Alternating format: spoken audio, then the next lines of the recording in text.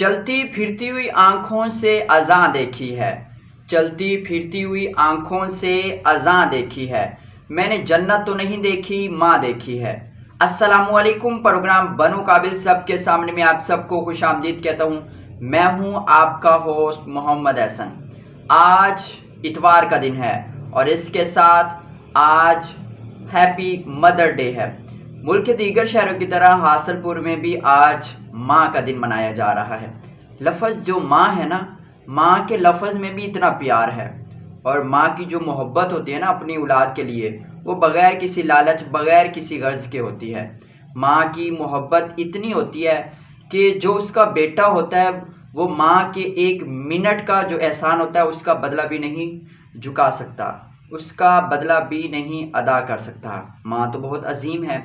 अच्छा, रब की तरफ से कुछ हमें अनमोल कीमती तोहफ़े मिलते हैं, उनमें से एक माँ भी है। अपने वालिदैन की कदर करें क्योंकि ये अजीम तोहफ़े हैं और बहुत सारे लोग ऐसे होते हैं जो अजीम तोहफ़ों की कदर नहीं करते। उनको भी चाहिए वो भी कदर करें और आप उनसे पूछें जिनके पास ये अजीम तोहफ़े नहीं हैं, तो जिनके पास हैं वो कदर करें और अपने वालिदैन को खुश रखें। बहुत शुक्रिया।